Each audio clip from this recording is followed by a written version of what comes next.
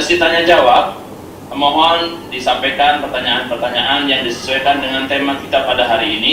Pertanyaan disampaikan secara singkat dan jelas, tidak berpanjang lebar. Dan insya Allah di akhir kajian nanti kita akan ada sesi quiz seperti biasa. Mungkin itu sebagai pembuka. Kita lihat sudah ada Ustaz. Assalamualaikum Ustaz. Waalaikumsalam warahmatullahi wabarakatuh. Sehat Ustaz ya? Alhamdulillah. Alhamdulillah. Ini sudah siap Ustaz, sudah jam 10:05. Oke. Silahkan kajian kita segera dimulai. Fadhol Ustaz. Bismillahirrahmanirrahim. Assalamualaikum warahmatullahi wabarakatuh. Waalaikumsalam. Alhamdulillahi ala ihsanih wa syukru lahu ala taufiqihi wa amtinanih. Asyhadu an la ilaha illallah wahdahu la syarika lahu ta'ziman li sya'nih.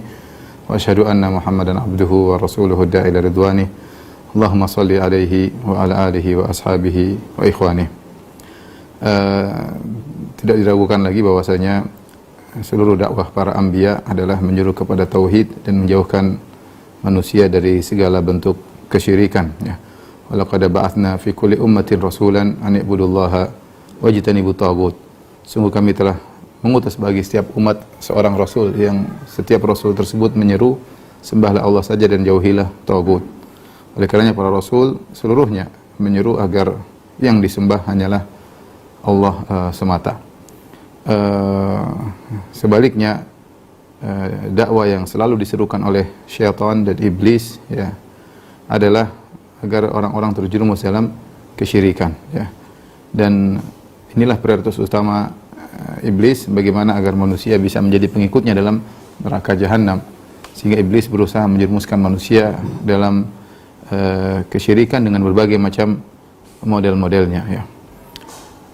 Jika seorang bertauhid kepada Allah dengan tauhid yang benar dan bersih dari segala kesyirikan, meninggal dalam kondisi bersih dari segala kesyirikan, maka dia akan mendapatkan banyak keberuntungan, ya. Di antaranya dosa-dosanya akan diampuni seluruhnya oleh Allah Subhanahu wa taala. Dalam hadis qudsi kata Allah Subhanahu wa taala, "Ya ibn Adam, law ataitani bi qurabil ardi khataaya thumma laqitani la tusyrik bi syai'a la ataituka bi qurabiha maghfirah." Wahai anak Adam, kalau kau datang bertemu denganku dengan membawa dosa sepenuh bumi ini, ya, dosa sangat banyak, bukan hanya sebanyak buih di lautan, bukan hanya seberat gunung-gunung yang ada di bumi, tetapi bahkan sebesar bumi ini, dosa yang begitu banyak yang kau pikul. Tsumma laqitani, kemudian kau bertemu dengan aku, la tusyrik bi syai'a, kau tidak berbuat syirik kepadaku sama sekali, ya, la ataituka bi qurabiha maghfirah, maka aku akan mendatangkan ampunan bagimu sebesar itu pula, ya. Oleh karenanya ini dikuatkan, hadis qudsi ini dikuatkan dengan kisah sahibul bitaqah, ya, yang dalam hadis sebutkan yusahu bi rajulin min ummati yaumal qiyamah fa yunshar lahu 99 sijillan kullu sijillin maddul basar. Kata Nabi sallallahu alaihi wasallam, dipanggillah salah seorang dari umatku di depan khalayak pada hari kiamat kelak, kemudian dibentangkan kepadanya 99 catatan amal. Setiap catatan amal dibuka sejauh mata memandang, isinya dosa-dosa, ya. Kemudian Allah bertanya kepada dia, hal zalamaka katabatil hafizun, apakah malaikatku salah dalam mencatat dosa-dosamu, mereka berbuat zalim kepadamu? Kata dia, la ya Rabbi, tidak ya Rabbku. Kemudian Allah Subhanahu wa taala mengatakan, innalaka indana hasanah, sungguhnya kau punya kebaikan di sisi kami. Fayukhraju lahu, maka dikeluarkan baginya sebuah kartu tertulis la ilaha illallah. Ya, kemudian dia berkata, ya Rabbi, ma hadhil bitaqah min haula'i sijillat. Ya Rabbi, apa pengaruhnya satu kartu la ilaha illallah dibandingkan dengan catatan amal yang begitu banyak berisi dosa-dosa? Kata Allah, innaka lan tuzlamal yaum, kau tidak akan dizalimi pada hari ini. Kemudian ketika ditimbang ternyata la ilaha illallah lebih berat, dan ternyata dosa-dosa tersebut gugur dengan la ilaha illallah. Oleh karena setiap kita memiliki kartu la ilaha illallah, tetapi kualitasnya yang berbeda-beda. Kualitasnya berbeda-beda. Semakin seorang bersih daripada segala bentuk kesyirikan, dari segala bentuk ketergantungan kepada makhluk, dia memurnikan ketergantungannya hanya kepada Allah. Dia memperhatikan segala gerak-geriknya hanya karena Allah Subhanahu wa taala. tidaklah dia memandang kecuali karena Allah, tidaklah dia berucap kecuali karena Allah, tidaklah dia melangkahkan kakinya kecuali karena Allah Subhanahu wa taala, ya. Maka semakin kuat kualitas la ilaha illallah yang dia miliki.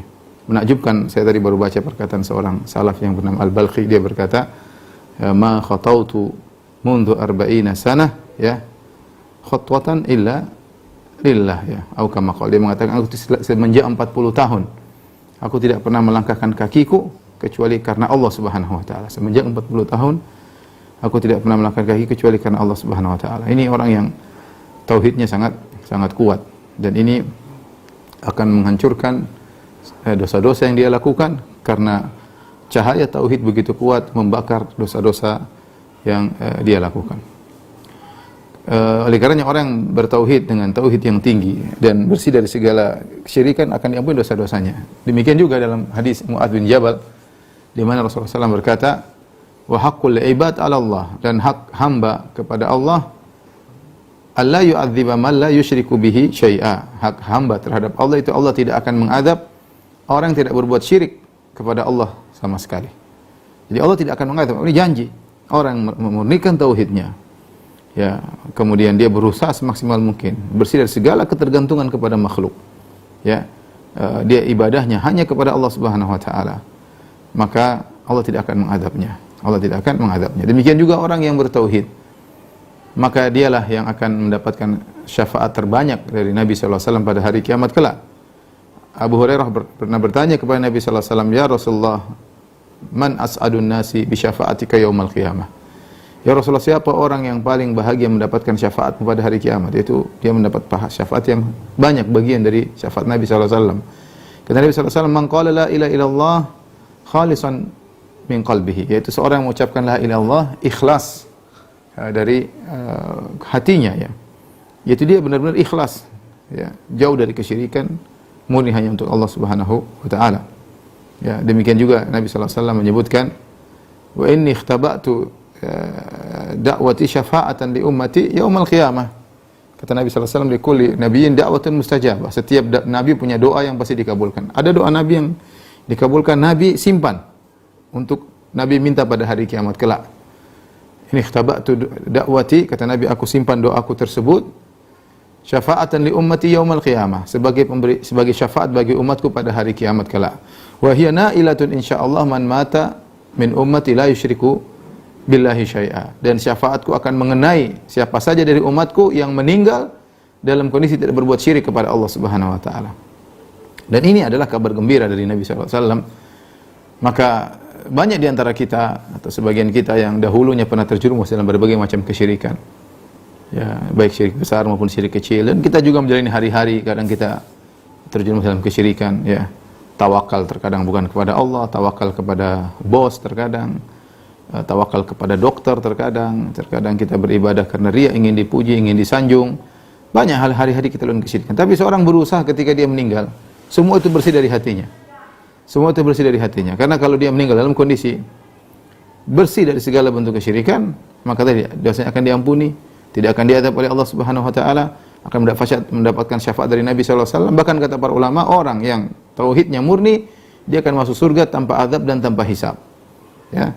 Makanya Al-Imam Muhammad bin Abdul Wahhab rahimahullah dalam kitab tauhid membuat judul dengan suatu bab dengan judul Man haqqaqat tauhid dakhalal jannata bighairi adzabin wala hisab. Barang siapa memurnikan tauhidnya, maka dia akan masuk surga tanpa azab dan tanpa hisab. Kemudian Nabi sebutkan ciri-ciri mereka, di antaranya humul ladzina la yastarqun wa la yaktawun wa la yatatayyarun wa ala rabbihim yatawakkalun. Mereka tidak pernah minta berobat dengan besi yang dipanaskan, dan mereka tidak pernah minta untuk diruqyah, mereka tidak pernah bertatayur mengkaitkan sosial dengan apa yang dilihat dan apa yang didengar, dan mereka bertawakal kepada Allah Subhanahu wa taala. Sampai kata para ulama, mereka meninggalkan perkara yang makruh. Seperti kai tidak haram, dia makruh. Seperti minta ruqyah juga tidak haram, tapi dia makruh, ya. Mereka pun tinggalkan karena tingkat tawakal mereka yang tinggi, ya. Maka mereka bisa masuk surga tanpa azab dan tanpa hisab. Karenanya para ikhwan, para akhwat, para pemirsa, ya,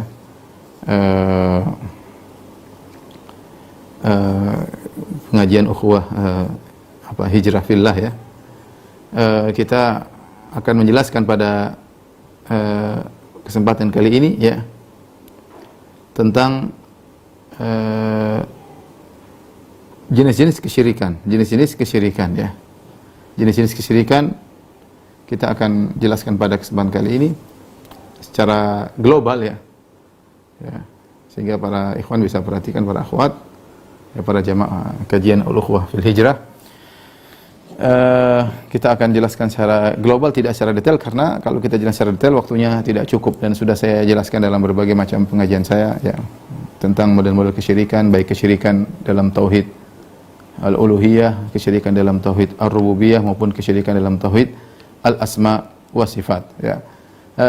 Judul pengajian kita kesyirikan zaman now ya, kesyirikan zaman sekarang. Pada hakikatnya kesyirikan dari dulu ya sama-sama saja ya, cuma terkadang tampil dalam baju yang baru, tetapi sama saja ya. Kesyirikan zaman dulu sampai zaman sekarang modelnya sama-sama begitu-begitu saja, karena iblisnya belum berubah, iblisnya masih sama ya. Itulah yang dihembuskan kepada orang-orang terdahulu, yang juga dihembuskan pada orang-orang zaman sekarang. Baik.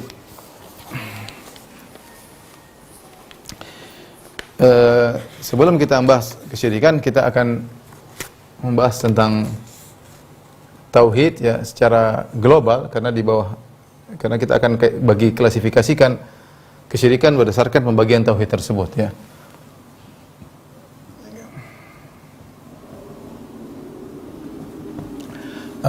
Pertama adalah tauhid al-uluhiyah. Kemudian yang kedua adalah tauhid ar-rububiyah. Yang ketiga adalah tauhid al-asma wa as-sifat. Apa maksud tauhid al-uluhiyah? Insyaallah teman-teman semua sudah tahu, yaitu mengesahkan Allah dalam peribadatan.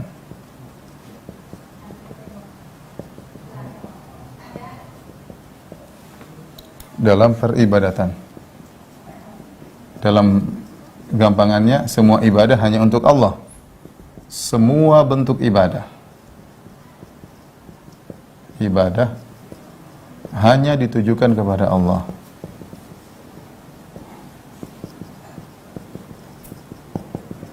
Inilah hakikat daripada tauhid al-uluhiyah. Adapun tauhid rububiyah, yaitu mengesahkan Allah. Tauhid artinya mengesahkan ya. Mengesahkan Allah dalam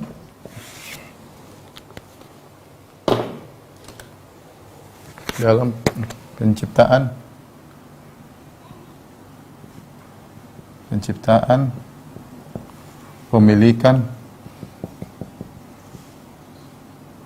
dan pengaturan alam semesta. Alam semesta. Artinya semua ini yang mengatur hanya Allah semata ya. Yang mencipta, yang memiliki dan mengatur hanya Allah semata. Tauhid al-asma wa sifat itu mengesahkan Allah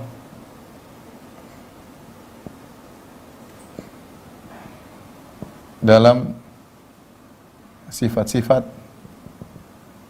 Allah, tidak ada yang serupa dengannya ya. Yang datang dalam Al-Quran dan Sunnah.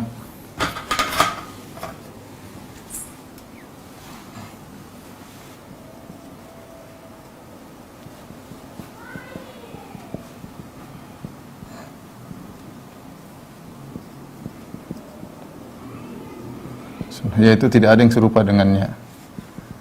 Tidak ada yang serupa dengannya. Baik. Inilah 3 pembagian. Pembagian ini sering saya sampaikan hanyalah sekedar metode pembelajaran. Saya rasa semua orang orang Islam sepakat dengan ini. Hanya sebagian mereka tidak mau bagi, kita bilang tidak apa, tidak mau bagi nggak jadi masalah. Yang penting Anda dan kita sepakat bahwasanya hanya Allah yang berhak diibadahi. Sepakat atau tidak? Kalau sepakat, ya sudah. Kalau nggak sepakat, bahaya berarti dia ya. Kita sepakat yang berhak disembah cuma Allah. kita namakan itu namanya tauhid uluhiyah. Kalau mereka tidak mau namakan, tidak ada masalah. Kita sepakat mengesahkan Allah, hanya Allah yang mencipta, hanya Allah yang memiliki dan menguasai dan mengatur alam semesta. Sepakat atau tidak? Kalau dia bilang sepakat, ya sudah. Kita namakan itu namanya tauhid rububiyah. Mereka tidak mau namakan, tidak ada masalah. Ini sekedar metode. Tidak usah ribut ya. Kemudian tauhid al-asma wa sifat, kita sepakat enggak semua sifat-sifat Allah dalam Al-Qur'an kita tetapkan tidak ada yang semisal dengan Allah. Saya rasa mereka juga sepakat. Tinggal nanti khilafnya sifat itu diterima atau tidak oleh mereka. Tapi kalau kita tetapkan sifat tersebut semua sepakat tidak ada yang menyerupai Allah Subhanahu wa taala dalam sifat-sifat tersebut. Nah, ini secara global. Nah, semua yang membatalkan tauhid dari tiga sisi ini maka itulah kesyirikan, ya. Apa itu kesyirikan? Ya. Syirik artinya menyamakan Allah dengan makhluk, ya, atau sebaliknya, ya, pada perkara-perkara yang merupakan kekhususan Allah.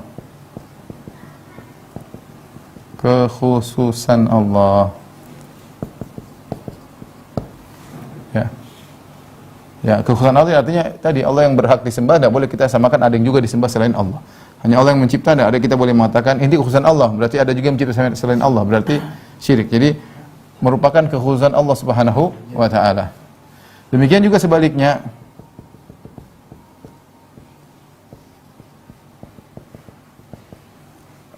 Menyamakan Allah dengan makhluk, sebaliknya, atau makhluk dengan Allah.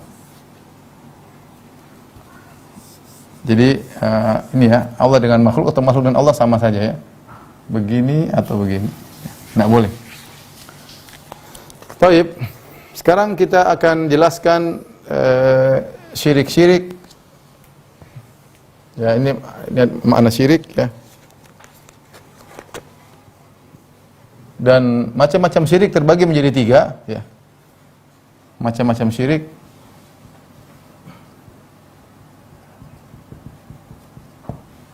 dibagi tiga, kita bagi menjadi tiga juga.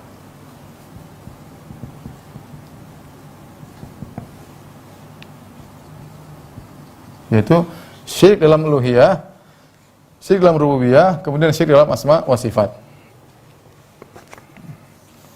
Ya. Syirik dalam rububiyah, dalam uluhiyah, kemudian syirik dalam rububiyah, kemudian syirik dalam asma wa sifat.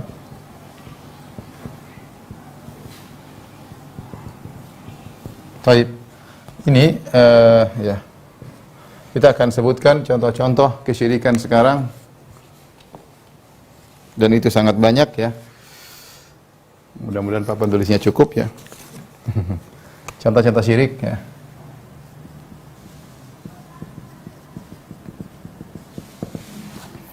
Adapun tauhid uluhiyah kita bisa bagi menjadi dua ya. Ini yang sering kita bahas, ada syirik besar. Ada namanya syirik kecil. Bedanya syirik besar, syirik kecil. Kalau syirik besar, orang meninggal dalam kondisi syirik besar tidak akan diampuni, masuk neraka dan abadi selama-lamanya. Syirik kecil, meninggal dalam syirik kecil, maka masih mungkin diampuni, kalaupun diazab maka tidak abadi, hanya sekadar syiriknya tersebut dan tidak mengeluarkan seorang dari Islam. Adapun syirik besar mengeluarkan seorang dari Islam. Ini sudah sering kita bahas dan kita hanya ingin menyebutkan contoh-contoh syirik. Di antaranya ya, menyembelih kepada selain Allah,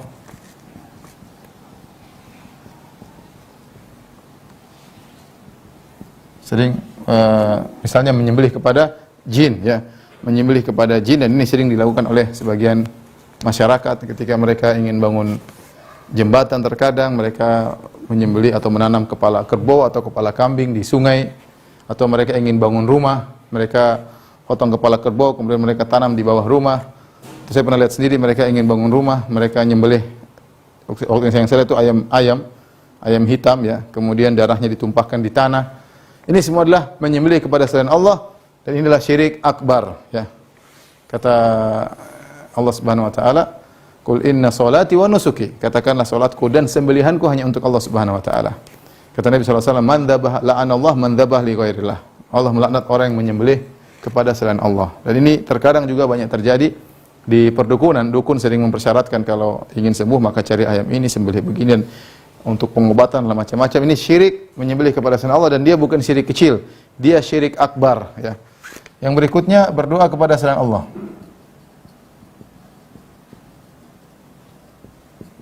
Dan ini banyak ya, juga dilakukan oleh sebagian masyarakat. Mereka pergi ke kuburan misalnya, kemudian minta kepada mayat ya, minta ditolonglah, minta dimudahkan rezeki lah, minta inilah, minta dimudahkan anak dan macam-macam. Ini adalah kesyirikan. Dan ini bahkan syirik yang paling parah adalah berdoa kepada selain Allah Subhanahu wa taala. Ya, kata Allah Subhanahu wa taala, "Wa man adallu mimman yad'u min dunillah." Ya. Ya. Barang siapa yang lebih sesat daripada orang yang berdoa kepada selain Allah. Ya. Makanya syirik paling parah adalah syirik berdoa kepada selain Allah. Kenapa paling parah? Karena ketika seorang berdoa menunjukkan kerendahan dia kepada zat yang dia tuju, ya. Harusnya itu semua ditujukan kepada Allah. Tapi ketika dia berdoa menangis, misalnya kita menangis berdoa kepada wali, kepada sunan misalnya, ini kesyirikan ya. Harusnya itu diserahkan kepada Allah Subhanahu wa taala. Sama berdoa kepada Nabi Muhammad SAW, kepada Nabi Isa. Ini semua kesyirikan. Doa itu adalah ibadah yang dicintai oleh Allah Subhanahu wa taala. Ad-du'a'u huwal ibadah. Kata Nabi sallallahu alaihi wasallam, doa itu intisari ibadah. Jika ada seorang beribadah kepada selain Allah, maka dia terjerumus dalam syirik akbar. Bahkan Nabi mengatakan, "Man mata wa huwa yad'u min dunillahi niddan dakhalan nar." Kata Nabi sallallahu alaihi wasallam, siapa yang meninggal dalam kondisi berdoa kepada selain Allah, masuk neraka. Ya, mengerikan ya. Ini banyak orang-orang minta kepada wali-wali. Di antara bentuknya istighosah kepada selain Allah juga. Istighosah kepada selain Allah. Apa bedanya istighosah dengan doa? Istighosah minta tolong dalam kondisi terdesak. Ya, dalam kondisi terdesak. Makanya diajarkan oleh sebagian dai-dai. Saya pernah dulu diskusi sama sebagian dai-dai. Mereka mengatakan kalau dalam kondisi terdesak segera panggil nama-nama wali. Wahai wali fulan aghithni, wahai wali fulan aghithni, wahai Abdul Qadir Jailani, tolong aku. Dan ini kesyirikan ya. Beristighosah kepada mayat ini jelas kesyirikan, syirik akbar. Bahkan terkumpul dalam beristighosah kepada wali-wali yang sudah meninggal dunia, berkumpul kepadanya banyak kesyirikan. Contoh, saya kasih gambaran sederhana. Jika ada seseorang kemudian misalnya dia sedang berlabuh di lautan di Indonesia, tahu-tahu ada ombak besar. Kemudian di tengah ombak besar tersebut dia berkata, "Ya Abdul Qadir Jailani aghithni, wahai Abdul Qadir Jailani tolonglah aku." Pada dirinya terkumpul banyak kesyirikan. Kesyirikan pertama, dia berdoa minta tolong kepada Abdul Qadir Jailani, dan istighosah adalah bentuk permintaan, doa. Yang kedua, dia meyakini Abdul Qadir Jailani Maha mendengar. Kenapa? Karena dimanapun dia ngomong, Abdul Qadir Jailani mendengar permintaannya, berarti Maha mendengar seperti Allah. Yang ketiga, dia meyakini Abdul Qadir Jailani Maha mengetahui. Maha mengetahui. Kenapa? Karena kapan saja dia minta, Abdul Qadir Jailani tahu. Bahkan Abdul Qadir Jailani mungkin rahimahullah, ulama besar itu mungkin dia jasadnya atau ruhnya di sana, di daerah Arab, sementara kita seorang ini di Indonesia, tapi dia tahu Abdul Qadir Jailani mendengar. Maka ini terkumpul padanya berbagai macam kesyirikan. Terlebih lagi, dia minta tolong pada perkara yang tidak ada yang bisa menguasai laut, kecuali Allah Subhanahu wa ta'ala. Orang ini terkumpul dalam dirinya berbagai macam kesyirikan. Oleh karenanya kalau dia beristighosah kepada wali dalam kondisi demikian, tidak diragukan akan kesyirikannya, syirik akbar yang bisa mengeluarkan dia daripada Islam. Ini perkara yang sangat mengerikan. Kemudian di antara syirik akbar adalah bernazar kepada selain Allah.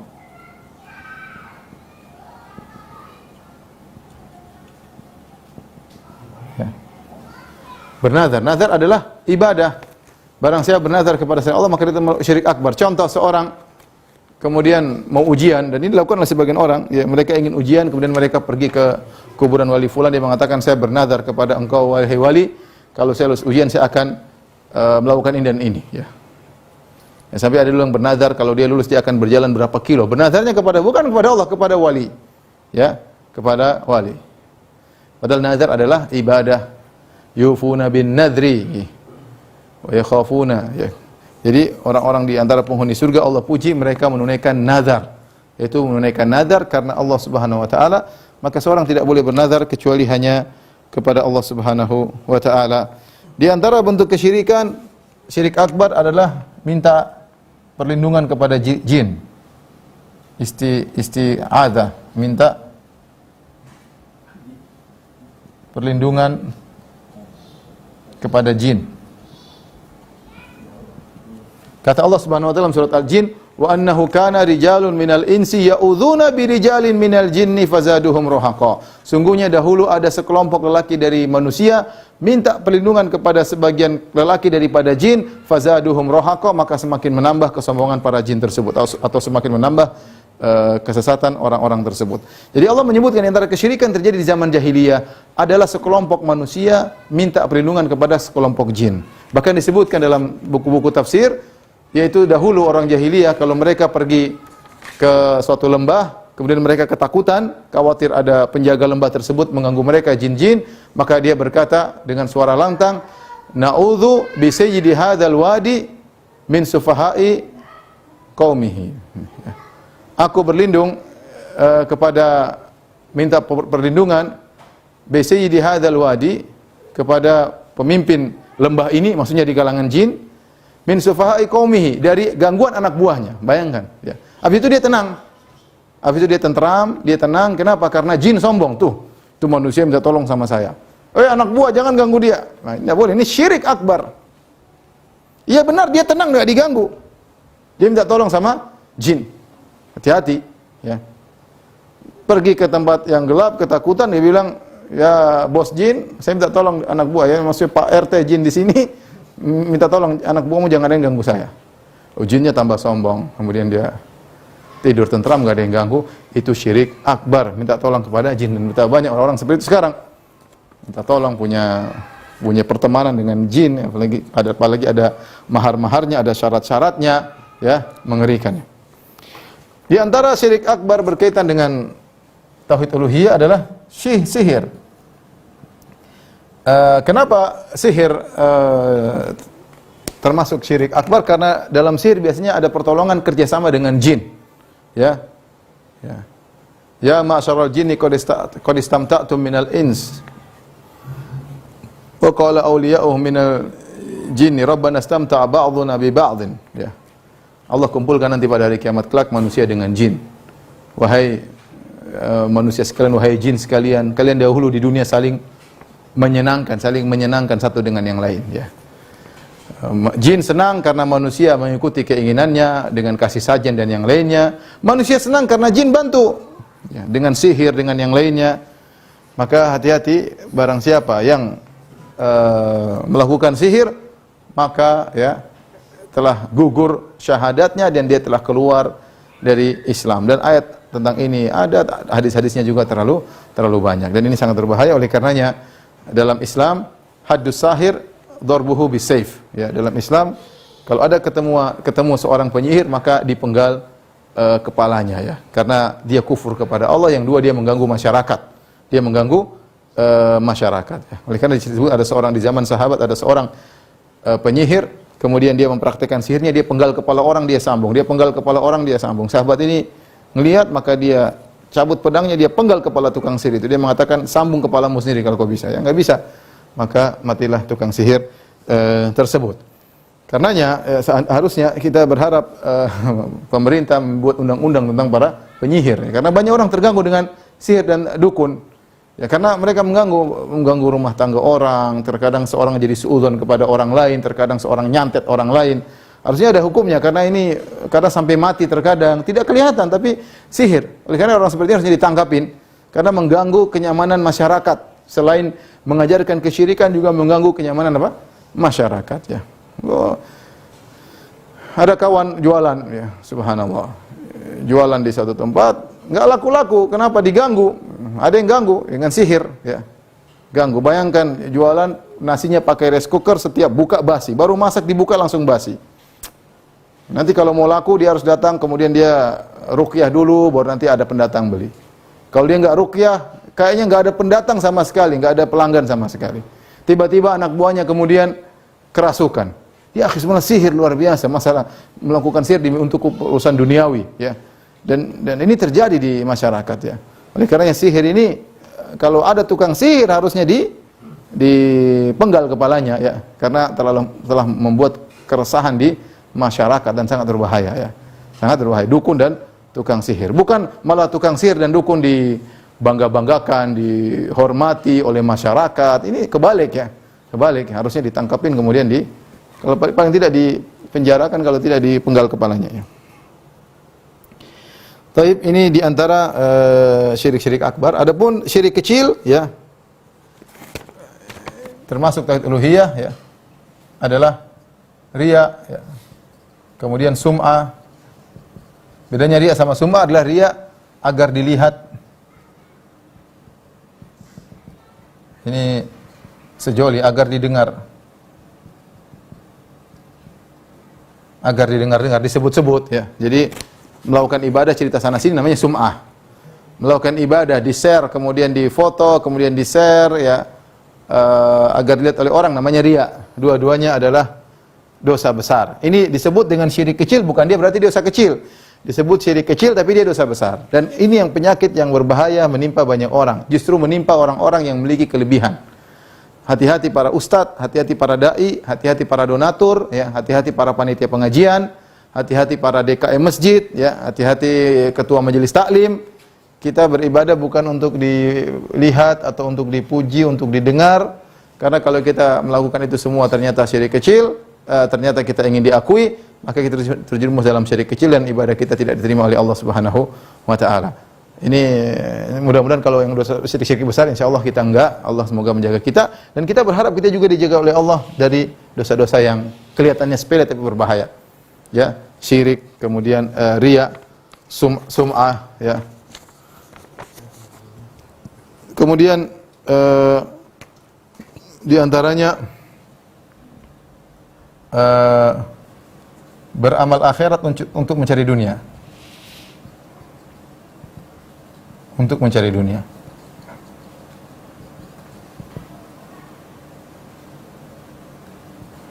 Barang siapa yang beramal akhirat, ya, untuk mencari dunia, mendominasi niatnya, ya, untuk benar-benar mencari dunia, maka dia telah melakukan syirik kecil.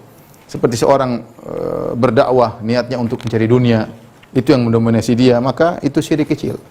Seperti seorang yang jadi imam, ya, dalam rangka mencari dunia. Ini kita bukan bicara riya, ya, riya lain sendiri, cari dunia lain sendiri. Kalau riya kecil atau banyak langsung ditolak, ya. Amal tidak diterima. Allah tidak mau amal seorang tercampur riya sedikit pun. Kata Allah Subhanahu wa taala dalam hadis qudsi, ana agna syuraka'ani syirk, man amila amalan asyraka fihi ma iya ghairi taraktuhu wa syirkahu. Aku adalah zat yang paling tidak suka dengan syarikat. Barang siapa melakukan amal apapun, ternyata dia mengambil syarikat selainku, maka aku akan tinggalkan dia dan amalnya. Kalau riya enggak boleh, 0,5% aja riya, amal gugur. Tapi kalau keinginan dunia beda. Beda antara riya dengan dunia. Kalau dunia niatnya karena Allah, tetapi mendomplengkan, dia tidak mencari pujian, tapi dia mendomplengkan agar dapat dunia dari ibadah yang dia lakukan. Apakah dalam dakwahnya, apakah dalam sholatnya, apakah jadi imam masjid, apakah jadi muadzin, apakah jadi pengajar agama, apakah macam-macam. Kalau niatnya mendominasinya adalah untuk dunia, maka dia tidak diterima dan dia terjerumus dalam syirik. Adapun kalau niat akhiratnya mendominasi, kemudian dunia datang kepadanya, maka itu tidak jadi masalah menurut pendapat yang lebih kuat. Kemudian yang berikutnya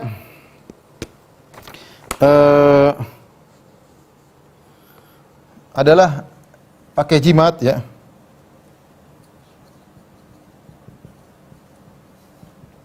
Pakai jimat, ya. Jimat, ya, ini hukum asalnya syirik kecil, ya. Hukum asalnya syirik kecil. Barang siapa pakai jimat, ya, dia meyakini bahwasanya jimat ini bisa membantunya, dia terjerumus dalam syirik kecil. Ada jimat supaya laris dagangan, ada jimat supaya disenangi oleh orang, ada jimat supaya disegani oleh orang, ada jimat supaya menang main judi.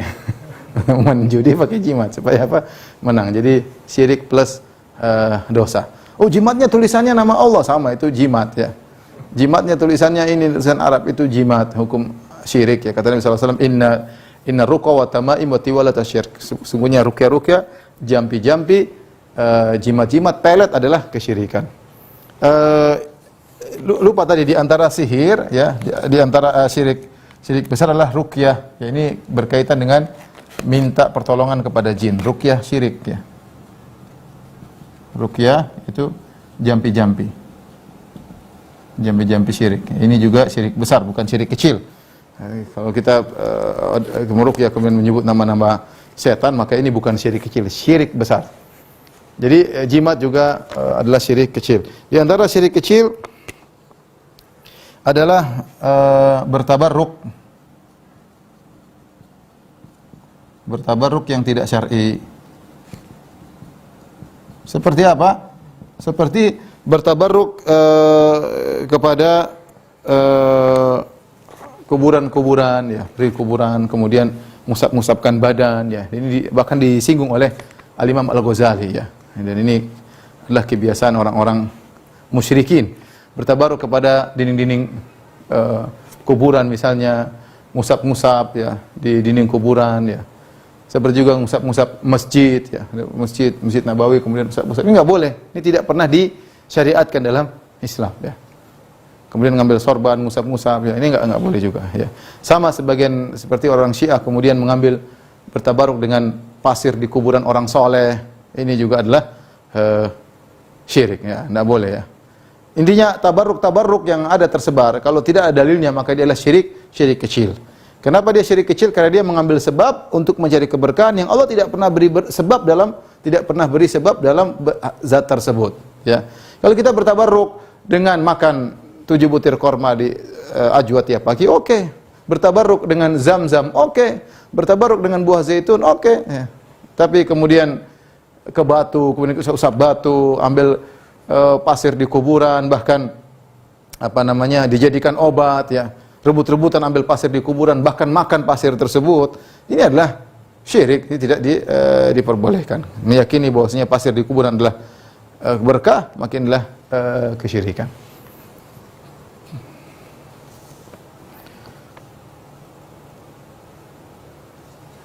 Baik, di antaranya adalah bersumpah dengan nama selain Allah. Atau enggak, itu nanti di sisi yang lain ya. Kemudian at-tatayyur ya, at-tatayyur. Tatayyur dalam bahasa kita pamali ya.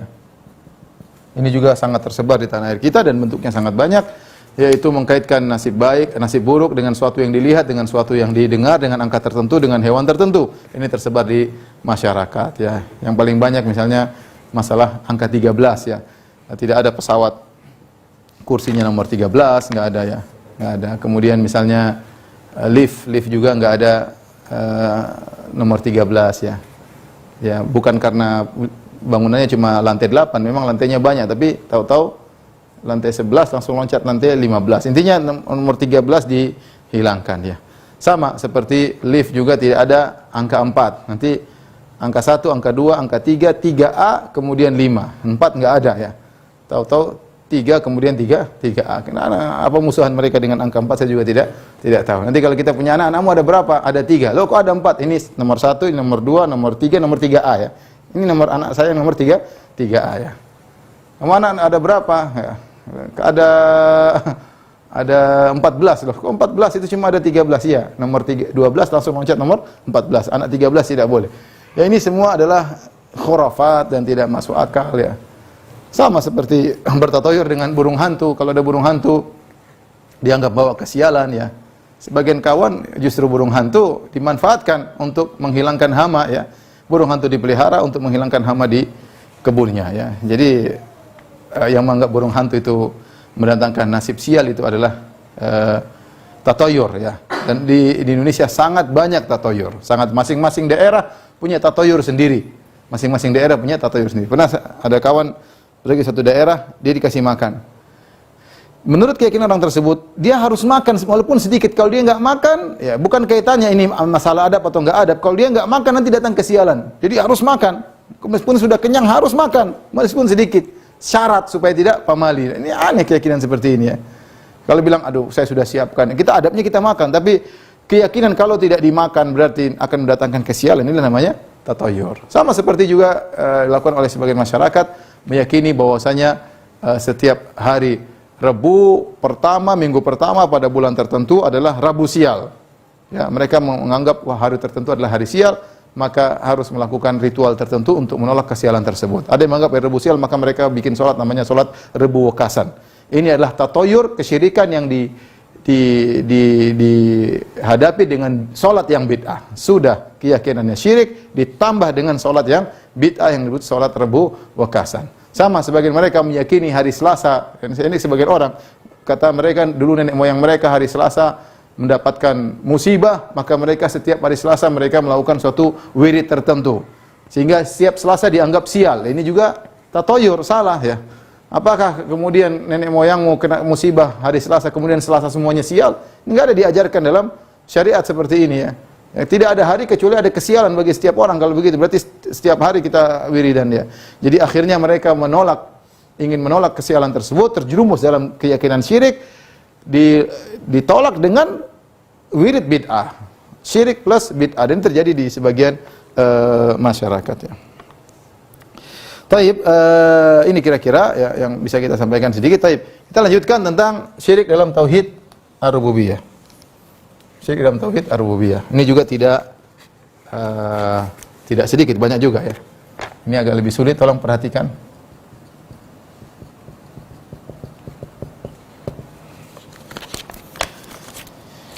Yang pertama adalah syirik akbar. Contoh-contoh syirik rububiyah.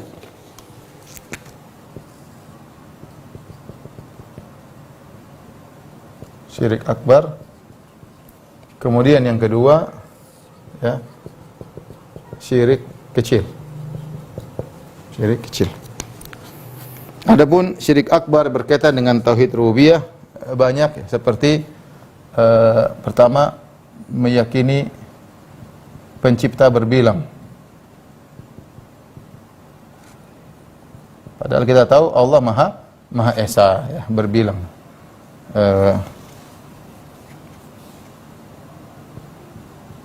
Ini pertama. Di antaranya yang meyakini Tuhan berbilang, di antaranya Nasara. Trinitas, ya, Trinitas. Kemudian di antaranya yang meyakini dua Tuhan, dualisme atau dua Tuhan. Dan ini ada beberapa seperti Al-Manawiyah ya. Kemudian di antaranya Majusi, di antaranya Sunawiyah atau Sanawiyah. Ya, ini di antara kelompok-kelompok yang meyakini Tuhan ada dua. Seperti Majusi menganggap bahwasanya Tuhan ada dua. Cahaya yang kata mereka cahaya adalah, atau Tuhan api cahaya adalah qadim, sementara Tuhan yang berikutnya kegelapan zulmah, dia tidak qadim tapi dia muncul belakangan. Tetapi cahaya yang menciptakan kebaikan, kemudian zulmah yang menciptakan keburukan. Inilah keyakinan orang Majusi. Beda dengan Sunawiyah. Sunawiyah sama mirip, ada Tuhan kebaikan, Tuhan keburukan, tapi sama-sama qadim. Ini detail-detail kita nggak terlalu ini, tapi intinya mereka meyakini ada Tuhan dua. Manawiyah juga pun demikian. Dan ini adalah kesyirikan karena kita tahu qul huwallahu ahad, Allah Maha Esa. Kapan kita meyakini Tuhan zatnya ada dua atau lebih, maka telah terjerumus dalam kesyirikan. Kemudian di antaranya meyakini alam azali ya. Dan ini adalah keyakinan orang-orang falasifah, orang ahli filsafat seperti Aristoteles yang kemudian diadopsi oleh Ibnu Sina dan kawan-kawannya, yang dengan logika mereka mengatakan bahwasanya alam itu bersama Tuhan muncul bersamaan, sama-sama azali. Dan ini merupakan kekufuran. Kenapa? Karena kita tahu Allah mencipta segala sesuatu dari tidak ada menjadi ada. Alam semesta dulu tidak ada. Kata Nabi SAW, kana Allah wa lam yakun syai'un ghairuhu. Dulu Allah sendirian, tidak ada yang bersama Allah. Kemudian Allah menciptakan alam semesta. Alam semesta dulu tidak ada menjadi ada, ya. Kata Allah, wa qad khalaqtuka min qabl wa lam taku syai'a. Bukankah aku telah menciptakan engkau sebelumnya, dan sebelumnya kau bukanlah segala sesuatu, dulu tidak ada. Am khuliqu min ghairi syai'in? Apakah mereka diciptakan tanpa ada Tuhan yang menciptakan? Namanya makhluk dari tidak ada menjadi ada. Kalau dikatakan bahwasanya makhluk juga qadim, sudah ada bersama dengan Allah sejak awal, ya maka itu adalah kesyirikan. Kenapa kesyirikan? Berarti dia tidak diciptakan dong. Berarti sifat menciptakan Allah hilang, ya. Kalau meyakini alam azali, berarti sifat menciptakan Allah itu hilang, dan ini adalah kesyirikan. Kemudian di antaranya yang mirip dengan ini, meyakini Nur Muhammad azali. Ini sebagian orang, ya. Nur Muhammad azali. Sama. Ada hadis palsu yang mengatakan bahwasanya Rasulullah SAW yang pertama kali Allah ciptakan adalah Nur Muhammad. Sebagian mereka berlebihan, mereka mengatakan itu hadisnya hadis palsu. Kemudian dalam lafalnya Nuru nabiyyika min nurihi. Kata Nabi kepada Jabir radhiyallahu anhu, yang pertama kali diciptakan adalah Nuru nabiyyika, adalah nur nabimu wahai Jabir, min nurihi, dari nurnya Allah. Sehingga sebagian mereka mengatakan nur nabi berasal dari zat Allah. Kalau nur nabi berasal dari zat Allah, maka terjerumus dalam dua bentuk kesyirikan.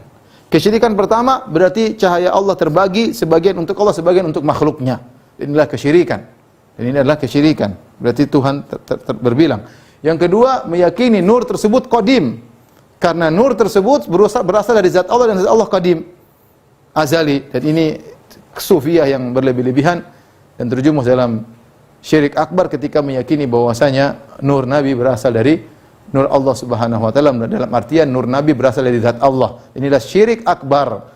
Sebagian orang sufi terjerumus dalam ini, orang sufi zaman sekarang terjerumus berlebih-lebihan dalam keyakinan Nur Muhammad, padahal hadis tentang Nur Muhammad adalah hadis palsu. Insyaallah akan ada penjelasannya pada suatu saat, insyaallah taala, lebih detail tentang masalah Nur Muhammad. Kemudian di antaranya ekstrimnya orang-orang sufi, gulunya ekstrim, pengkultusan yang berlebihan orang sufi.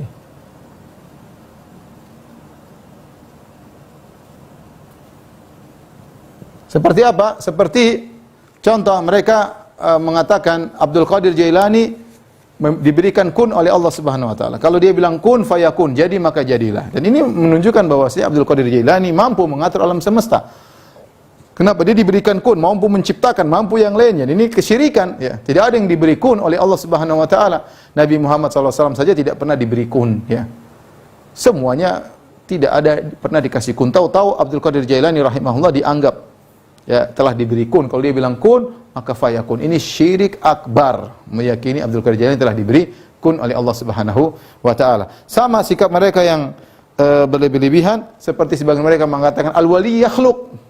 Ada dulu salah seorang habib mengatakan wali bisa mencipta. Ya, yang mencipta cuma Allah Subhanahu wa taala. Gimana wali mencipta? Ya. Yang mencipta cuma Allah, dari tidak ada menjadi ada cuma Allah. Kemudian ada seorang habib mengatakan wali qad yakhluq.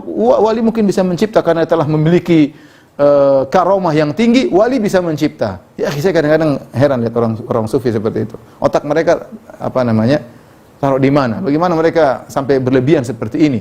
Ya. Sehingga akhirnya menjadi apa, kata Imam Syafi'i, tidaklah seorang mengenal sufi di pagi hari, walam ya'ti dhuhur illa waqad qad sara ahmaq. Tidaklah seorang mengenal sufi di pagi hari sebelum datang zuhur sudah pandir, ya. Ini contohnya benar, seperti menganggap bahwasanya wali bisa mencipta, ya. Wali bisa bilang kun fayakun, ya. Kemudian di antaranya meyakini misalnya wali atau ya, dunia dan seisinya milik Nabi sallallahu alaihi wasallam, ya. Ini juga pengkultusan orang sufi yang berlebih-lebihan. Di antaranya mereka membacakan syair yang berbunyi wa inna min judika dunya wa dharrataha. Ya Rasulullah, di antara kedermawananmu adalah dunia dan akhirat. Dan ini mereka ucapkan. Ini saya bilang orang sufi zaman sekarang. Kenapa ini dibangun di atas keyakinan Nur Muhammad? Jadi mereka meyakini bahwasanya alam semesta diciptakan, gimana prosesnya? Prosesnya pertama Allah ciptakan Nur Muhammad dari nurnya Allah. Ya, ini ada khilaf. Ada yang mengatakan nur ini makhluk, ada yang mengatakan nur ini adalah dari zat Allah. Kalau mengatakan nur ini dari zat Allah, kafir. Kalau mengatakan enggak, ini nur makhluk, ya, maka bukan dari zat Allah, tapi Allah ciptakan dari cahaya-cahaya yang Allah ciptakan. Maka ini tidak sampai pada derajat kekufuran. Tetapi mereka berlebihan. Mereka mengatakan dari nur Muhammad inilah kemudian Allah menciptakan yang lain-lain. Allah menciptakan arsy, Allah menciptakan lauhul mahfuz, Allah menciptakan kolam, pena, Allah menciptakan langit, Allah menciptakan bumi, Allah menciptakan surga, Allah menciptakan manusia, Allah menciptakan alam semesta, semuanya dari nur Muhammad. Semuanya diciptakan dari nur Muhammad. Karena dia meyakini segalanya diciptakan dari nur Muhammad, maka dia mengatakan dunia dan surga beserta isinya adalah dari Muhammad. Karena dunia dan surga dan isinya dari nur Muhammad, berarti milik Muhammad sallallahu alaihi wasallam. Dan dia mengatakan, Nabi Muhammad sungguh kaya. Kenapa? Di antara kekayaan Nabi Muhammad, wa inna min judika dunya wa dharrataha. Di antara kedermawananmu engkau wahai Muhammad adalah dunia dan surga dan seisinya. Subhanallah. Sampai ada seorang ulama membantah, seandainya ini diganti dengan Allah lebih afdal. Di antara kedermawanan engkau ya Allah adalah surga dan dunia dan surga. Cocok. Tapi kalau bilang semua dunia dan akhirat adalah milik Muhammad, ini berlebihan. Ya akhi, Allah sang pemilik ya. Kalau sudah dunia dan akhirat milik Muhammad, kemudian sallallahu alaihi wasallam, yang milik Allah yang mana? Yang milik Allah yang mana ya? Jangan bilang itu Allah yang kasih, enggak ada. Semuanya milik, enggak ada. Ya. Rasulullah SAW, kita cinta kepada Nabi SAW, tapi tidak boleh berlebihan. Saya mengatakan demikian. Dan ini juga diantara sikap ekstrim berlebihan orang sufi mengkultuskan wali-wali mereka atau orang dianggap wali sampai pada tahapan demikian ya. Kemudian diantara kesyirikan dalam tauhid rububiyah adalah wahdatul wujud atau wahdatul wujud. Seperti keyakinan Ibnu Arabi mengatakan semua alam semesta berasal dari Tuhan dan Tuhan adalah alam, adalah Tuhan. Dan ini ada sampai sekarang ya. Sampai mereka meyakini aku adalah Tuhan, Tuhan adalah aku ya. Aku adalah Tuhan, Tuhan adalah aku. Sampai akhirnya di antara mereka ada yang tidak salat. Ar-Rabbu abdun, kata Ibnu Arabi dalam Futuhat Makkiyah, war-Rabbu abdun wal abdu rabbu. Ya laita syi'ri manil mukallaf. Allah adalah hamba adalah Tuhan. Kalau begitu siapa yang disuruh dibebani dengan syariat? Siapa yang disuruh salat? Kamu menyuruh saya salat, saya juga Tuhan. Tuhan ada pada saya juga Tuhan, Tuhan adalah saya. Kalau gitu masa saya salat? Kalau saya salat saya menyembah siapa? Sementara saya juga Tuhan. Saya pada tingkatan kesyirikan seperti ini. Ya, justru kata mereka kalau kita menganggap Tuhan beda, makhluk beda, itulah syirik. Allah adalah tauhid sampai tauhidnya terlalu berlebihan, tauhid bersatunya antara Tuhan dengan makhluk. Seluruh makhluk ini kamu lihat harus satu, yaitu Allah. Allah yang makhluk ya Allah. Ibarat lautan, kelihatannya berbagai macam ombaknya, ada ribuan jutaan ombak, tapi semuanya adalah lautan. Sama, kata mereka, demikian juga alam semesta. Kemunculannya berbeda-beda, ada manusia, ada ini macam-macam, tapi semuanya adalah Tuhan itu sendiri. Dan ini kesyirikan dan terkadang mengantarkan sebagian mereka untuk meninggalkan sholat. Tingkatan mereka bertingkat-tingkat tentunya. Dan ini adalah kesyirikan karena kita tahu Allah bukan makhluk bukan Allah Subhanahu wa taala.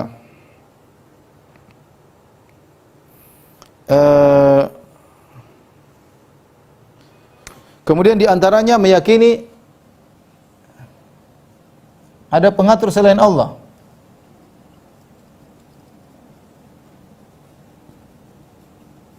Ya, ada pengatur selain Allah. Dan ini sama seperti orang meyakini bahwasanya di pantai laut selatan ada Nyi Roro Kidul yang ikut mengatur pantai selatan. Kalau dia marah maka pantai selatan bisa. Ini dari mana? Tidak ada dalilnya. Atau meyakini bahwasanya gunung tertentu ada jin yang menjaganya. Kalau dia tidak bilang meledak, tidak meledak. Ini kesyirikan. Meyakini sebagian makhluk Allah ikut mengatur alam semesta. Apalagi seperti meyakini ada wali, disebut wali inilah, wali anulah, yang memegang keamanan di negeri tertentu. Ya Allah. Wali ini memegang keamanan daerah timur, wali ini memegang dari mana? Enggak ada. Itu semua khurafat. Ya. Itu berbahaya kalau meyakini wali tersebut bisa mengatur alam, syirik akbar. Ya itu omong khurafat masuk akal. Jadi benar, tidaklah seorang tasawwuf fi awalin nahar, tidaklah kata Imam Syafi'i, tidaklah seorang ikut-ikut sufi di pagi hari, walam yati zuhur ila qatsar ahmaq, tidak sampai belum waktu zuhur dia sudah pandir. Gimana meyakini ada wali ngatur ini ngatur anu, dari mana? Ya. Kasihan orang-orang yang dibodoh-bodohi oleh guru-guru mereka, oleh mursyid-mursyid mereka ya. Taib.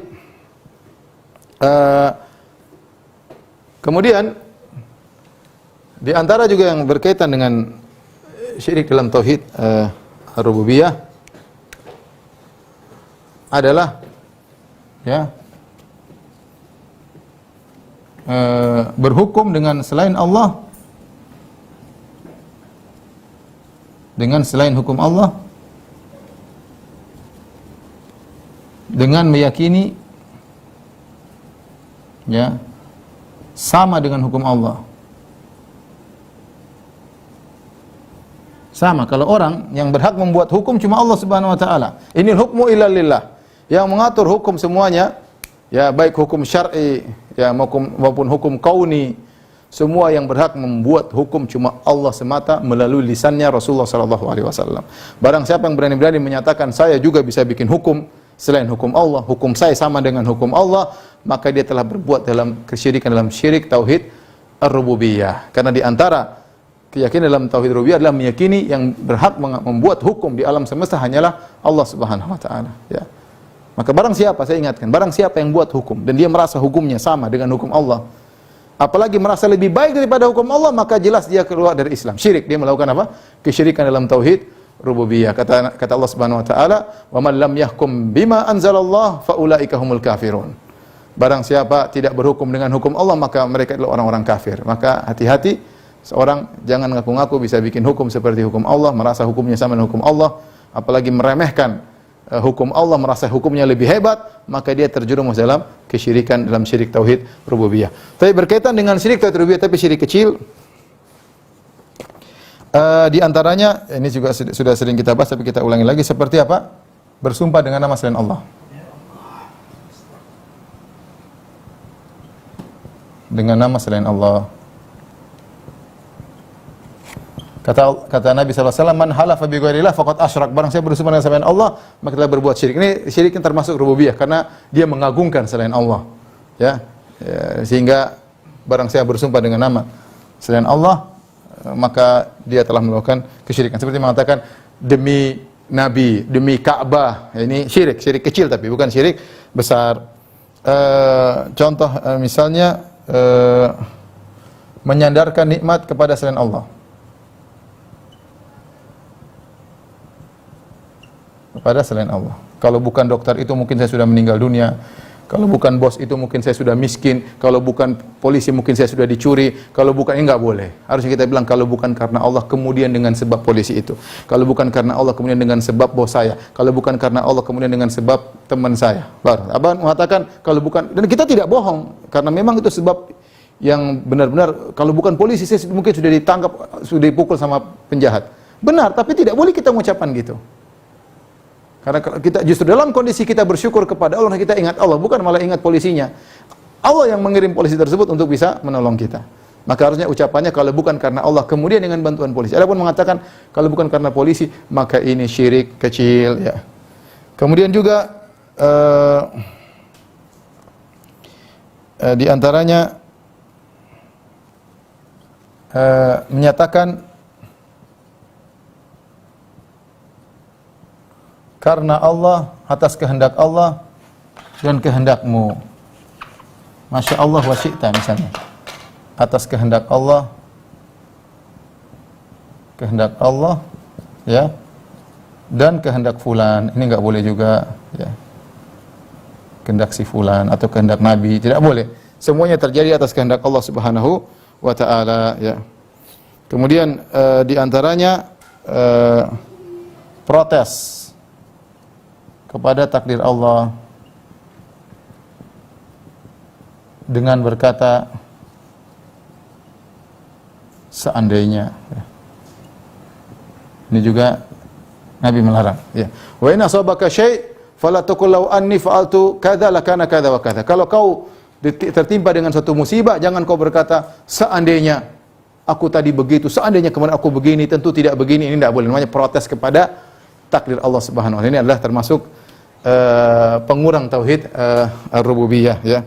Mengurangi kesempurnaan tauhid rububiyah.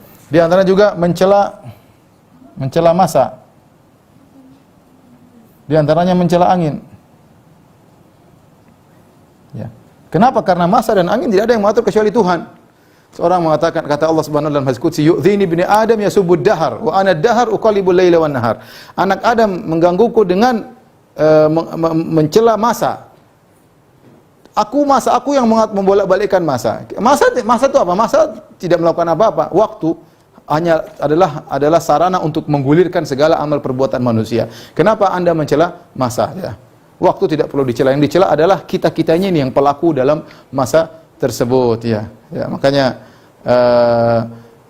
kata Imam Syafi'i, ya ibu zamana wal aibu fina. Ya ibu zamana wal aibu fina. Wa ma li zamani aibun siwana. Kata Imam Syafi'i, mereka mereka mencela masa, padahal yang aib adalah pada diri kita sendiri. Tidak ada aib bagi zaman kecuali pelaku manusia itu sendiri. Maka tidak berhak seorang mencela masa. Sama mencela angin. Kata Nabi SAW, la tasubur rih, jangan kalian mencela angin. Ya. Wa idza ra'aitum ma takrahun, kalau kalian melihat sesuatu yang kalian tidak suka dari angin, maka berdoa. Ya. Allahumma inni as'aluka khaira hadhihi rih wa khaira ma fiha wa khaira ma ursilat ilaiha. Ya, dan seterusnya. Khairu ma ursilat ilaih. A'udzubika min syarriha wa syarri ma fiha wa syarri ma ursilat ilaih. Ya, berdoa karena angin dia tidak jalan sendiri, dia tidak berkehendak. Yang ngatur siapa? Yang ngatur Allah. Kalau kita mencela angin, kita mencela Allah Subhanahu wa taala, seakan-akan kita mencela rububiyah Allah Subhanahu wa taala, maka ini termasuk dari kekurangan dalam tauhid rububiyah. Di antaranya juga seperti keyakinan sebagian falasifah atau sebagian orang-orang ahli filsafat, sebagian ahli filsafat bahwa penciptaan hanyalah proses perubahan. Ini diserukan oleh orang-orang Yunani zaman dahulu. Mereka mengatakan bahwasanya namanya penciptaan ada namanya suatu masa. Jadi kekekalan masa. Masa itu kekal, dari dulu masa sudah ada, dan ini kembali kepada keyakinan makhluk itu qadim. Jadi masa itu kekal, kemudian terjadinya perubahan jadi manusia. Jadi itu dari masa itu sendiri. Ya, dari masa itu sendiri ada bergabung. Mereka ada keyakinan namanya al-jawahir al-mufrad, yaitu benda-benda yang sangat kecil, kemudian tidak ada lebarnya, tidak ada panjangnya, tidak terbagi-bagi lagi. Dari situlah tersusun semua yang ada di alam semesta. Tersusun dengan aturan tertentu membentuk manusia, tersusun aturan tertentu membentuk hewan, tersusun membentuk pohon dan yang lainnya. Dan ini tidak benar. Allah menciptakan makhluk dari tidak ada menjadi ada. Bukan dari zat yang ada kemudian Allah rangkai-rangkai, yang zat tersebut adalah qadim bersama Allah. Ini adalah cabang daripada yang menyatakan alam itu azali, tapi ini lebih ringan daripada ini. Tapi ini diantara keyakinan syirik berkaitan dengan tauhid rububiyah. Tapi yang terakhir, contoh-contoh syirik.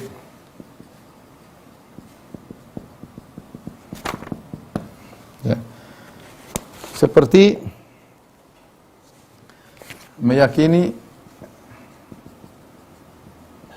ada yang tahu ilmu gaib selain Allah. Ini bahaya ya. Siapa yang diyakini mengetahui ilmu gaib selain Allah? Di antaranya dukun, di antaranya wali, di antaranya Rasulullah SAW mengetahui secara mutlak. Ini tidak benar. Rasulullah SAW mengetahui hanya sebagian ilmu gaib.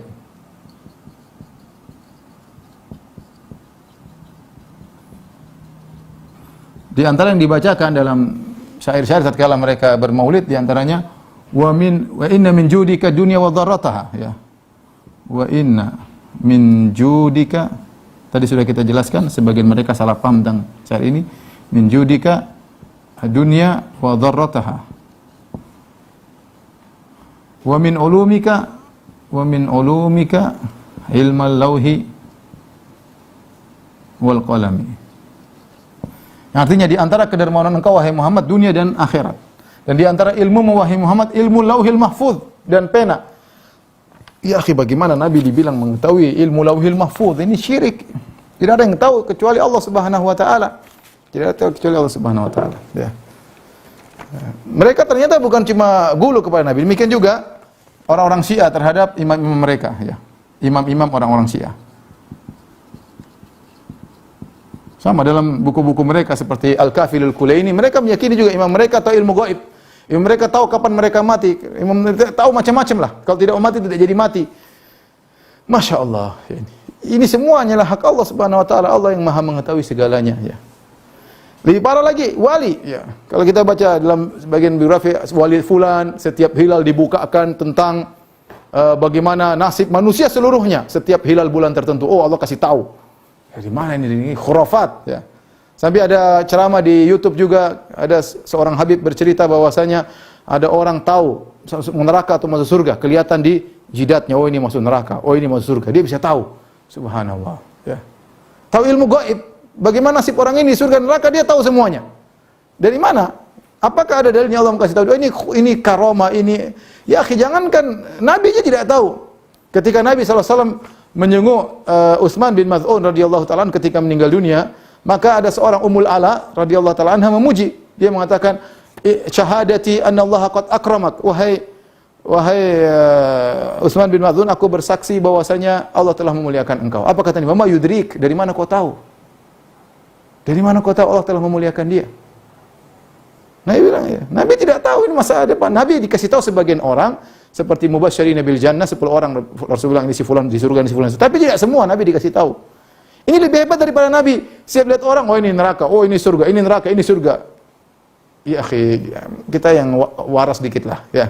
Janganlah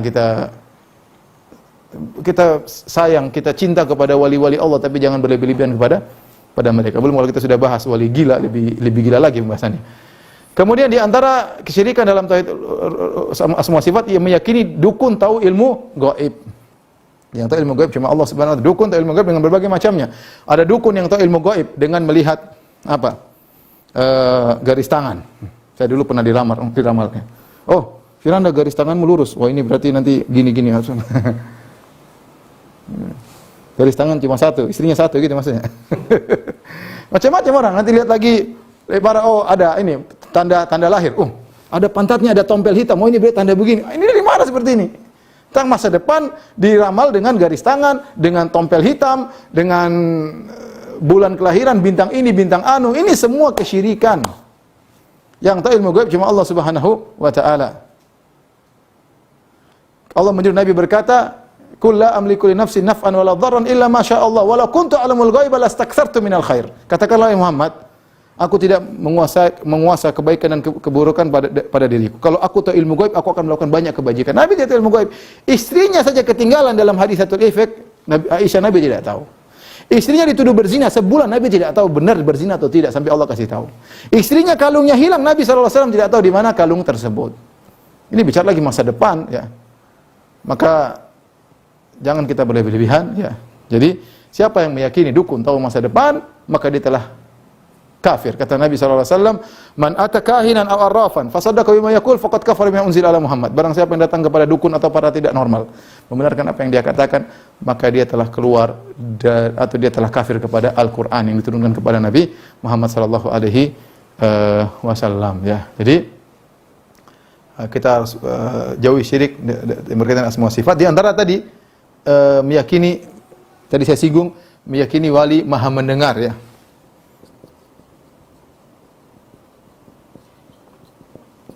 Maha mendengar, maha mengetahui. Maha mengetahui. Ya. Ini juga tidak boleh. Seperti tadi orang lagi tenggelam, dia berteriak, "Ya Abdul Qadir Jailani." Berarti dia yakin Abdul Qadir Jailani mendengar dimanapun Abdul Qadir Jailani, di Irak atau di Jazirah. Kalau dengar dia ngomong berarti mendengar, ya. Maha mendengar, maha mengetahui. Ini juga syirik. Yang maha mendengar, maha mengetahui cuma siapa? Allah Subhanahu wa taala, ya. Tidak boleh, ya. Ini terjerumus dalam apa? Kesyirikan. Sebagian mereka takut sama gurunya. Saya pernah diceritain sama seorang pernah berguru sufi. Dia kemana-mana dia takut. Kayaknya gurunya tahu semua yang dilakukan. Kayaknya CCTV jalan terus. Sehingga apa? Sehingga dia melakukan sesuatu bukan karena Allah. Ini syirik loh. Dia tahu sedikit gurunya. Nanti benar kadang-kadang gurunya tanya, "Kamu kemarin kemana, hayo?" Ya. Semakin yakin lagi dia gurunya tahu apa yang dilakukan sehingga dia benar-benar beradab dimanapun dia berada. Tapi bukan karena Allah. Karena dia tahu gurunya tadi maha mengetahui apa yang dia lakukan. Dan ini syirik. Ya. Ini syirik, ya. Sebaliknya, ada orang yang seperti Ibnu Sina mengatakan bahwasanya Allah, ini falasifah ahli filsafat yang menyimpang, dia mengatakan bahwasanya Allah tidak mengetahui secara detail sendiri, tapi Allah hanya mengetahui al-kulliyat secara global. Adapun secara juz'iyat, secara detail Allah tidak tahu, dan ini sebaliknya malah mengurangkan ilmu Allah Subhanahu wa taala. Kita tahu Allah Maha mengetahui secara detail. Wa ma tukhfi sudur, bahkan apa yang tersembunyi dalam hati pun Allah tahu, apa yang diucapkan Allah tahu, lirikan mata Allah tahu. Taib, ini ikhwan dan akhwat yang dirahmati Allah Subhanahu wa taala, para jamaah kajian ukhuwah fil hijrah yang dirahmati Allah Subhanahu wa taala, bisa kita sampaikan bersama kali ini. Kalau ada yang bertanya saya persilakan. Saya kembalikan kepada Bang Pitung hafizahullahu taala. Alhamdulillah, sudah banyak sekali pertanyaan yang masuk dan sudah saya pilih 6 pertanyaan, Ustaz, sudah waktu cukup. Pertanyaan pertama, Ustaz. Ustaz, izin bertanya, apakah termasuk dalam kesyirikan jika ada orang yang meninggal lalu dibuatkan acara menyembelih sapi karena meyakini bahwa sapi itu akan menjadi kendaraan si mayit di akhirat? Syukur, Ustaz. Jika misalnya juga sama. Kok sapi? Kuda dong. Sapi kurang keren jadi kendaraan. Harusnya kuda disembelih. Ya, kuda ya, baru bisa jadi kendaraan di akhirat. Itu mungkin tidak bukan keyakinan ya, mau dibilang apa itu, tapi itu khurafat lah. Mungkin kita mengatakan dia sembelih karena Allah Subhanahu wa taala, dia tidak syirik, tapi dia punya keyakinan yang salah. Keyakinan salah menjadikan itu sebagai sebab. Kita jelaskan tidak ada keutamaan seperti itu ya. Tidak ada keutamaan seperti itu. Adapun dia menyembelih karena Allah Subhanahu wa taala, dia sedekahkan untuk mayat, maka ini boleh-boleh saja dan tidak mesti harus ketika hari dia meninggal, kapan-kapan saja dia ingin menyembelih, dia sedekahkan dagingnya kepada masyarakat, itu boleh, karena para ulama sepakat bahwasanya sedekah atas nama mayat sampai, tetapi didompleng dengan keyakinan bahwasanya apa yang disembelih tadi akan menjadi kendaraannya, maka ini tidak ada dalilnya. Allah alam bisawab. Ya. Pertanyaan selanjutnya, semoga Allah Subhanahu wa taala selalu merahmati dan memberkahi dan memberikan kesehatan kepada Ustaz. Ustaz, izin bertanya. Ya. Ayah saya dulu pernah punya pegangan keris, tapi qadarullah sudah 10 tahun sakit stroke, hanya berbaring di kasur saja bisa. Apakah itu karena perbuatan beliau sehingga diberi ujian dari Allah Subhanahu wa taala? Dan kami sebagai anaknya harus berbuat seperti apa untuk meringankan ujian ayah kami? Jazakallahu khair. Saya nggak tahu sebabnya apa, tapi tugas antum sebagai anak-anak adalah membersihkan ayah antum dari kesyirikan, dari keyakinan syirik. Karena tadi, kalau seorang meninggal dalam kondisi bersih dari kesyirikan, maka dia akan mendapatkan banyak kemuliaan. Oleh karenanya tugasnya menjelaskan kepada orang tua bahwasanya keyakinan dia dahulu. Siapa tahu khawatirnya dia masih punya keyakinan seperti itu. Tapi kalau dia sudah bertobat ya sudah. Kalau dia bertobat alhamdulillah ya. Tapi kalau dia belum bertobat, jelaskan bahwasanya keris-keris tersebut tidak ada manfaatnya, biasanya malah berkaitan dengan jin dan yang lain-lainnya. Itu adalah khurafat, itu adalah mencari keberkahan tidak pada tempatnya dan sangat kental dengan nilai-nilai kesyirikan. Maka harus dijelaskan apapun kondisi dia meninggal dunia, dia harus punya keyakinan itu. Karena yang penting adalah keyakinan yang dia bawa mati untuk bertemu dengan Allah Subhanahu wa taala. Wallahu a'lam bishawab. Pertanyaan selanjutnya dari Houston. Houston itu di Amerika. Ustaz, izin bertanya. Bener, yang benar itu. Jangan sok tahu di mana di Houston, di mana? Depok nggak ada Houston. Oh, nggak ada. Oh. Adanya Cimanggis. Cimanggis terus. Suatu hari saya mendapatkan tugas membacakan suatu cerita yang bukunya ditetapkan oleh guru saya. Kisahnya itu tentang anak kecil di gereja. Dan ketika saya baca sesuai teksnya di dalam buku tersebut ada kalimat, datanglah ke Tuhan Yesus. Di akhir cerita itu anak itu tidak. Halo.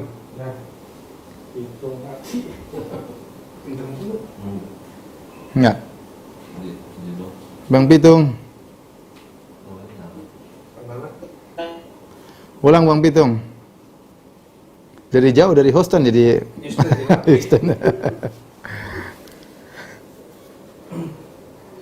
Monitor. Ulang. Iya, Ustaz. Ini bukan dari Houston kan? Dari rumah kan? Chat lagi.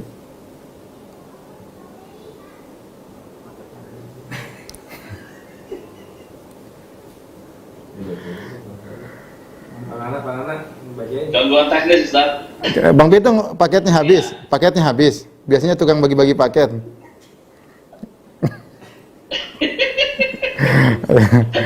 Iya, Ustaz. Lanjut. Telepon masuk ternyata ini. Gitu ya. Lanjut gimana? Iya. Jadi dia membaca tentang Yesus. Terus? Gitu, Ustaz.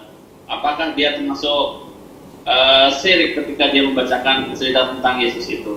Enggak sih, kan itu tergantung keyakinan. Kita baca cerita, kita baca ini tentang orang sedang beribadah seperti saya sedang cerita juga. Saya kan ada cerita, orang pun pergi saya menghikayatkan tentang keyakinan orang. Saya tidak meyakini, maka insya Allah tidak jadi masalah. Karena dia tidak berniat untuk meyakini, tapi dia sedang membaca suatu cerita yang tertulis ya. Itu macam-macam isinya yang tidak kita yakini. Jadi tidak otomatis kalau kita baca kita yakini tersebut. Wallahu a'lam bishawab. Ya, selanjutnya Ustaz, dari Lombok Timur, Ustaz, ana ingin bertanya, tetangga saya menyembelih ayam untuk dikelilingkan darahnya ke motor barunya.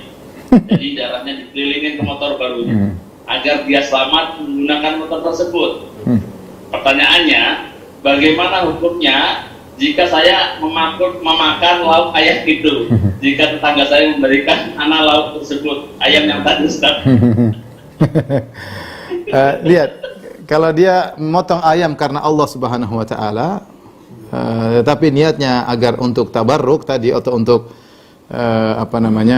untuk agar menjaga motornya supaya aman ya, maka dia bercampur. Jadi sebenarnya dia ayam itu hukumnya adalah halal karena dia menyembelih karena Allah Subhanahu wa taala. Tetapi perbuatan dia mengalirkan darah ayam itulah kesyirikan. Wallahu alam, saya lebih condong bahwasanya ayam tersebut halal. Tapi kalau antum dikasih ragu-ragu nggak usah makan. Kalau yang penting antum nasihati dia bahwasanya itu nggak benar ya. Itu nggak benar bahwasanya dengan mengalirkan darah seperti itu kemudian motor akan menjadi aman. Bilang orang, lihat berjuta-juta orang Indonesia nggak ada yang begitu juga aman saja ya. Yang seperti antum nih berapa orang yang punya ide setan seperti ini berapa orang ya. Jadi nasihati. Jangan kita hanya makan ayamnya tidak kita nasihati. Harus jadi kita nasihati ya. Tapi Allah alam menurut saya selama itu dipotong karena Allah Subhanahu wa taala, cuma dia punya keyakinan khurafat tadi ya. Beda kalau wa ma uhilla li ghairillahi bih. Adapun hewan yang disembelih untuk selain Allah itu jadi bangkai hukumnya. Saya nggak tahu dia sembelih kalau dia sembelih karena minta pertolongan kepada Allah, tadi mudah-mudahan halal. Iya.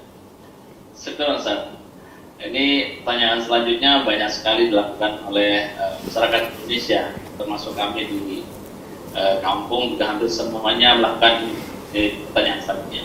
Ustaz, jika orang bersolawat kepada Nabi ketika memiliki keinginan dengan harapan dikabulkan oleh Allah Subhanahu wa taala, apakah ini masuk ke dalam kesyirikan?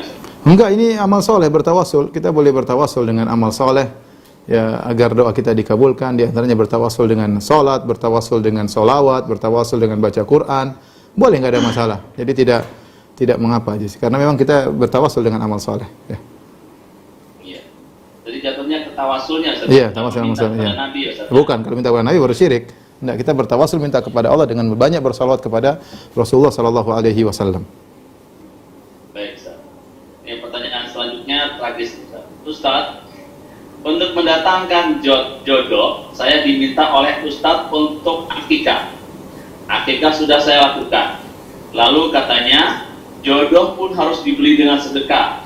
Dan saya pun alhamdulillah masih melakukan itu sampai sekarang setiap Jumat. Dan mudah-mudahan bisa istiqomah. Tapi sampai saat ini jodoh saya belum kunjung datang. Padahal amalan itu sudah saya lakukan dari bulan Syawal. Dan kadang saya pun jadi putus asa. Afwan Ustaz, apakah hal ini termasuk syirik, Ustaz? Enggak sih, itu bukan tapi mengkaitkan bahwasanya jodoh dengan akikah itu butuh dalil tersendiri ya. Banyak orang enggak akikah juga punya istri, enggak ada kaitannya kalau orang akikah kemudian bakal datang jodoh ya. Kamu kalau mau jodoh gini, akikah begini ya, enggak ada dalilnya. Jadi ya enggak kalau akikah saja, enggak perlu dikaitkan dengan masalah jodoh. Sama sedekah juga enggak dalilnya, kalau sedekah bakalan datang jodoh. Enggak ada, itu butuh dalil tersendiri. Tapi kita bersedekah, berbuat baik, setelah itu kita berdoa, bertawasul dengan amal soleh, boleh. bertawasul dengan amal soleh boleh, ya Allah saya bersedekah, mudahkanlah jodoh saya, tapi meyakini bahwasanya bersedekah adalah sebab datangnya jodoh, ini perlu dalil khusus. Yang ada dalil khusus misalnya bersedekah untuk menolak penyakit. Dawu mardakum bisadaqah. Sembuhkanlah orang-orang sakit di antara kalian dengan sedekah, itu ada. Tapi kalau bersedekahlah biar jodoh datang, ini saya nggak tahu dalilnya. Ya, jadi maksud saya nggak usah begitu-begitu, amal soleh yang Anda mampu saja. Anda mau bersedekah, kalau duit sudah habis, sedekah terus, nanti pas nikah nggak ada mahar, repot juga. Ya yang mudah aja, yang mudah, kalau bisa sedekah-sedekah, bisa sholat-sholat, bisa baca Quran, tapi berdoa kepada Allah bangun malam, ya Allah mudahkanlah aku dapat jodoh yang ini laki-laki atau perempuan yang bertanya? Akhwat, Ustaz. Akhwat ya, laki-laki yang soleh, yang baik, yang menyayangiku ya di dunia, dan bisa dianugerahkan anak-anak yang soleh. Ya, begitu. Iya. Pertanyaan terakhir Ustaz, karena sudah jam 11.26. Ustaz, jika seseorang mengaku Islam, namun ia selalu melakukan syirik-syirik akbar, ketika ia meninggal belum bertaubat, bolehkah kita memohonkan ampunan untuknya, Ustaz? Jazakallah khairan.